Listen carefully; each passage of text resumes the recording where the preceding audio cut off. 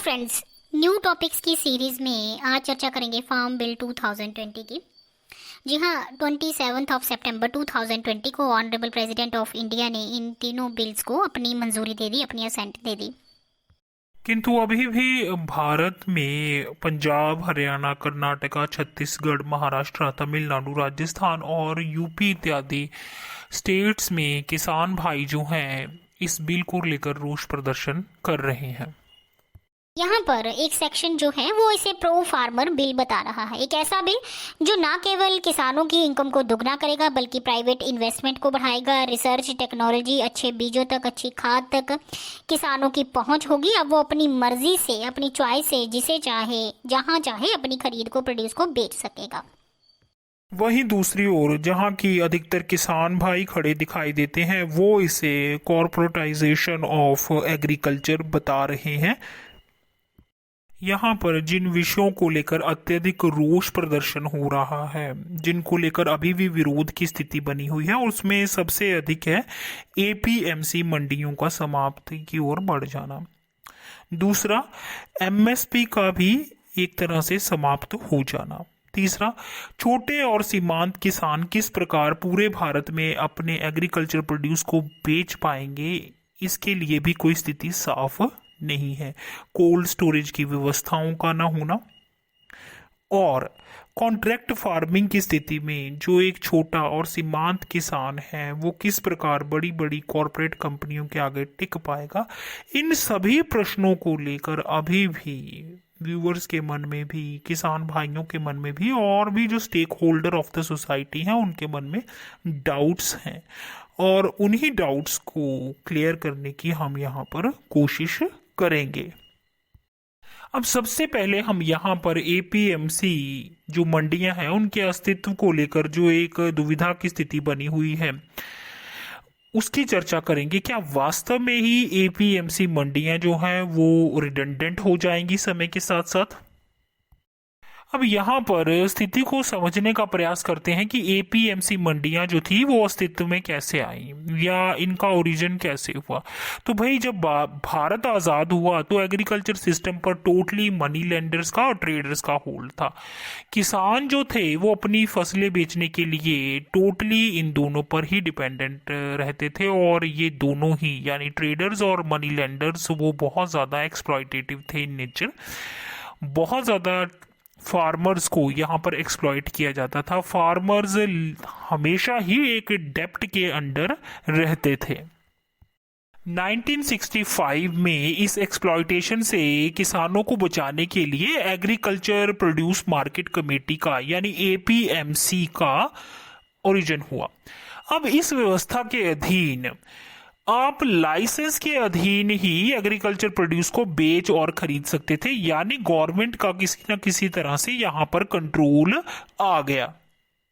अब यहाँ पर किसानों को एक मिनिमम सपोर्ट प्राइस भी दिया जाता था to save them from exploitation, क्योंकि अगर जो किसान एपीएमसी की मंडी तक पहुंचा है अगर वहां पर उसकी फसल नहीं बिकती थी तो गवर्नमेंट की तरफ से एक अश्योरेंस रहता था कि गवर्नमेंट वो प्रोड्यूस जो है वो फसल वो प्रिक्योर करेगी एट मिनिमम सपोर्ट प्राइस। और यह जो व्यवस्था थी पंजाब, हरियाणा और कुछ एक दो राज्यों में बहुत ही सफल रही। तभी हम ये देखते हैं कि पंजाब, हरियाणा और एक दो राज्य जो और हैं वहां पर किसानों की स्थिति जो है बाकी देश के किसानों से बेहतर है। किंतु धीरे धीरे एपीएमसी का जो सिस्टम था उसमें भी कुछ कमियां जो थी वो उभर कर सामने आने शुरू हो गई, जो कि कहीं ना कहीं किसानों की एक्सप्लॉयटेशन का कारण बन रही थी। और एपीएमसी में वास्तव में पिछले 18 वर्षों से चेंजेस की बात हो रही थी। तो अब जो फार्म बिल 2020 आया है उसमें भी यह बात की गई है कि अब जो किसान है वो मंडी के बाहर भी बिना किसी लाइसेंस के, बिना किसी फी के जो है पूरी फ्रीडम से अपने प्रोडक्ट को सेल कर पाएगा और अपने जो प्रोड्यूस है उसका प्राइस तय कर पाएगा। तो गुरुजी यहाँ पर दुविधा की स्थिति क्या है, क्योंकि गवर्नमेंट ने इन तीनों बिल्स में कहीं भी ये नहीं कहा कि वो एपीएमसी की मंडियों को समाप्त कर देंगे या वो एमएसपी के कॉन्सेप्ट को हटा देंगे, बल्कि गवर्नमेंट ने अपनी तरफ से बार बार ये एश्योरेंस दी है कि ना तो एपीएमसी की मंडियाँ समाप्त होंगी और ना ही एमएसपी को समाप्त किया जा रहा है। चतुर, अब देखो यहाँ पर एक बात समझने की है, सीधी बात है, एपीएमसी मंडियों में अपनी प्रोड्यूस को बेचने के लिए, सेल करने के लिए आपको एक मल्टी लेयर टैक्स की व्यवस्था से गुजरना पड़ता है, आपको टैक्स पे करना पड़ता है, सेस पे करना पड़ता है। अब गवर्नमेंट जब इन बिल्स के द्वारा, जो कि एक डाउट की स्थिति है, किसान भाइयों का बहुत बड़ा डाउट है कि गवर्नमेंट जब इन बिल्स के द्वारा मार्केट को ओपन कर देगी तो कोई भी बायर टैक्स पे करके वहां पर कोई भी चीज खरीदने के लिए क्यों जाएगा, वो किसानों से बाहर ही जो है वो सामान खरीदेगा। और धीरे धीरे जो है एपीएमसी मंडियों को वो इस तरह से समाप्ति की ओर बढ़ा दिया जाएगा या वो रिडंडेंट होती जाएंगी। अब क्योंकि किसानों को एमएसपी के लिए अपनी जो फसल है उसको मंडियों तक लेके आना ही पड़ेगा, तभी उसको एमएसपी का लाभ मिलेगा। अब जब एपीएमसी की मंडियां समाप्त हो जाएंगी तो फिर एमएसपी तो अपने आप ही समाप्ति की ओर बढ़ जाएगा। यही किसानों का सबसे बड़ा डाउट है। गुरुजी, अब जब फ्री मार्केट्स या ओपन मार्केट्स की बात हो रही है कि जहां पर जाकर किसान जो है वो अपनी मर्जी से, अपनी चॉइस से अपने प्रोड्यूस को बेच पाएगा, तो यहाँ पर फ्री मार्केट्स या ओपन मार्केट्स का विरोध क्यों हो रहा है? क्योंकि फ्री मार्केट्स तो हमेशा हेल्दी कंपटीशन को जन्म देती हैं और इनकम जनरेशन का सोर्स बनती हैं, प्राइस डिस्कवरी का सोर्स बनती हैं, तो यहाँ पर इनका विरोध क्यों किया जा रहा है? चतुर, यहाँ पर शांता कुमार कमेटी का रेफरेंस देना जरूर बनता है, जिन्होंने की अपनी रिपोर्ट में ये बताया कि भारत में 6% ही जो फार्मर्स हैं वो एमएसपी का लाभ ले रहे हैं, जबकि 94% जो फार्मर्स हैं वो तो ओपन मार्केट में ही अपना प्रोड्यूस बेच रहे हैं। तो चतुर, यहाँ पर देखने लायक ये बात है कि 94% जो फार्मर्स हैं वो तो ऑलरेडी फ्री मार्केट में, ओपन मार्केट में अपना एग्रो प्रोड्यूस, अपना एग्रीकल्चर प्रोड्यूस तो ऑलरेडी बेच रहे हैं। तो अब जब इन बिल्स के थ्रू मार्केट को टोटल ओपन कर दिया जाएगा जैसा कि बताया जा रहा है, तो वो किस तरह से फार्मर की इनकम जनरेशन के सोर्सेज ओपन करेगा? फार्मर्स का यही प्रश्न है, उनका यही डाउट है। गुरुजी, यहाँ पर फिर समाधान क्या है? चतुर, यहाँ पर स्वामीनाथन कमेटी की जो रिकमेंडेशन है, अब मैं उनकी बात करूंगा। स्वामीनाथन कमेटी ने एक बहुत ही महत्वपूर्ण रिकमेंडेशन देते हुए ये कहा था कि भारत में हर 5.5 किलोमीटर के रेडियस में, यानी 5.5 किलोमीटर के रेडियस में एक मंडी का निर्माण होना चाहिए। तो इस तरह से हमें पूरे भारत में लगभग 42,000 मंडियों की अभी आवश्यकता है, जबकि अभी भारत में केवल 7,000 मंडियां ही उपलब्ध हैं। मंडियों के नेटवर्क के साथ साथ हमें गुड रोड कनेक्टिविटी की भी बहुत आवश्यकता है, क्योंकि जहाँ जहाँ मंडियों का ये सिस्टम सफल हुआ वहाँ वहाँ हमने ये देखा, जैसे पंजाब, हरियाणा, एमपी में हमने ये पाया कि वहाँ पर अच्छी रोड कनेक्टिविटी भी इन मंडियों के साथ प्रोवाइड की गई थी, मंडियों के साथ जोड़ी गई थी। रेस्ट ऑफ इंडिया में जहां पर मंडियां तो थी पर गुड रोड कनेक्टिविटी एस्टेब्लिश नहीं हो पाई, वहां पर मंडियों का यह सिस्टम भी फेल हुआ। और इस तरह से जो स्मॉल फार्मर्स थे और जो मार्जिनल फार्मर्स थे वो कभी इन मंडियों तक पहुंच ही नहीं पाए और ना उन्हें वहां पर जाने का कोई लाभ अर्थात एमएसपी मिल पाया। सीआईआई की एक रिपोर्ट के अनुसार यहाँ पर सिर्फ 3.5% स्टेट्स जो हैं जहाँ पर मंडियाँ अवेलेबल हैं। तो चतुर, अगर हम एपीएमसी की मंडियों में स्ट्रक्चरल चेंजेस जो चाहिए उनको करें और उनके साथ प्रॉपर जो कनेक्टिविटी है, इंफ्रास्ट्रक्चर है, वो प्रोवाइड करवाएं, तो यहाँ पर स्मॉल और मार्जिनल किसानों की आय में डेफिनेटली जो है बढ़ोतरी होगी, जैसा कि हमने पंजाब और हरियाणा के किसानों के साथ होते हुए देखा है। अब जो दूसरा मुख्य प्रश्न है वो यहाँ पर है एमएसपी पे। तो चतुर, पहले ये जानने की आवश्यकता है कि भारत में लगभग 23 क्रॉप्स पर एमएसपी का प्रावधान है। बिल्कुल, 23 क्रॉप्स पर एमएसपी का प्रावधान है, परंतु यहाँ पर प्रॉब्लम ये है कि इन 23 क्रॉप्स पर एमएसपी अनाउंस तो होता है, बट इन रियलिटी वीट और राइस पर ही ज़्यादा एम्फेसिस यहाँ पर दिया जाता है। थोड़ा बहुत अगर हो गया तो कॉटन प्रोड्यूस पर, पल्सेस पर या दालों पर ये एमएसपी मिलता है। अब चतुर, अगर इन 23 क्रॉप्स पर जिन पर की एमएसपी अनाउंस होता है, अगर उनके अधीन हम कंट्री का, टोटल कंट्री का एरिया देखें तो लगभग 80% ऑफ कंट्री का जो ग्रॉस एरिया है वो इनके अधीन कवर होता है। तो हम यहाँ पर ये सोच सकते हैं कि किसानों को जब इन 23 क्रॉप्स पर एमएसपी मिलेगा, अगर उसे लीगलाइज कर दिया जाए, जैसे कि बहुत सारे किसान भाई कह भी रहे हैं कि एमएसपी के ऊपर जो है वो ट्रेडिंग होगी, अब एग्रो प्रोड्यूस की उससे नीचे नहीं होगी, तो हम ये सोच सकते हैं कि उनके हाथों में कितनी एडिशनल आय होगी, जो कि वास्तव में उनका अधिकार भी है।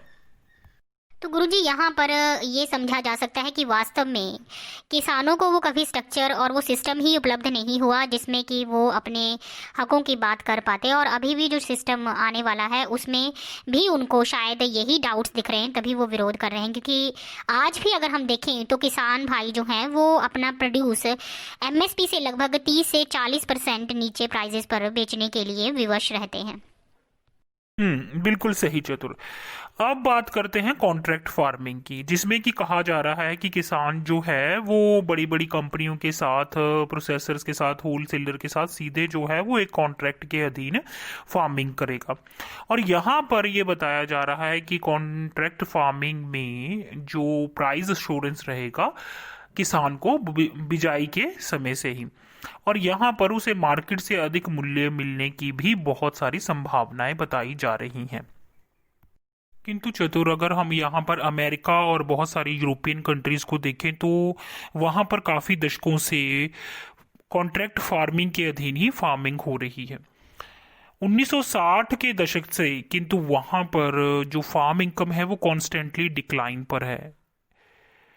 50% जो वहाँ पर फार्मर्स हैं उनकी जो फार्म इनकम है वो नेगेटिव में है। और अगर हम सुसाइड रेट की भी बात करें तो रूरल एरियाज में 45% सुसाइड के इंसिडेंट्स ज़्यादा रिपोर्ट किए जाते हैं in comparison to urban areas. और अगर हम बैंकरप्सी की बात करें तो वहाँ पर जो फार्मर्स हैं उनका बैंकरप्सी जो है वो अराउंड $425 बिलियन का है।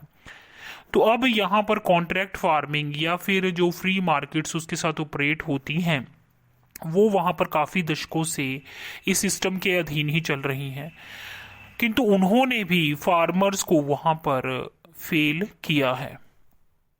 चतुर, अब जो एक बहुत बड़ी समस्या यहाँ पर है वो भंडारण की समस्या से है, जिससे कि किसान काफ़ी वर्षों से जूझ रहा है।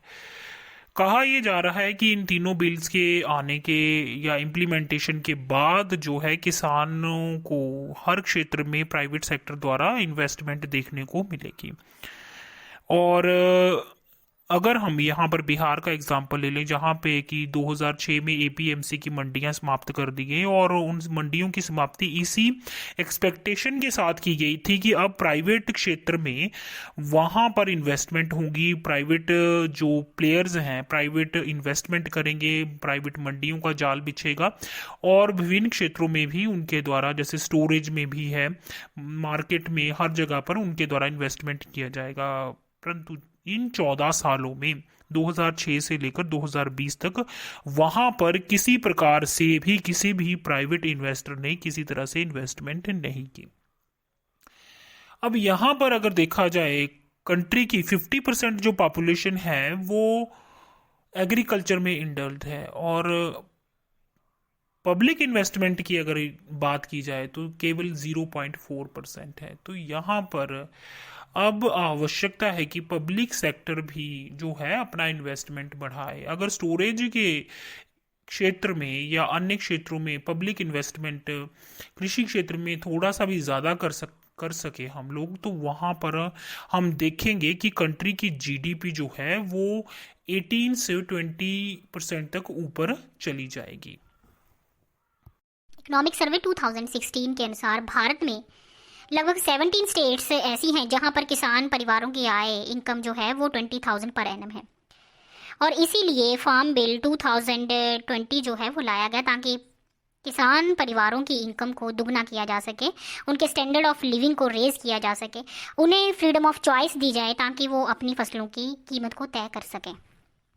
किंतु इन बिल्स को लेकर काफ़ी स्टेट्स में विरोध प्रदर्शन किया जा रहा है। आवश्यकता यहाँ पर यह है कि हम सभी स्टेक होल्डर्स को साथ लेकर चलें।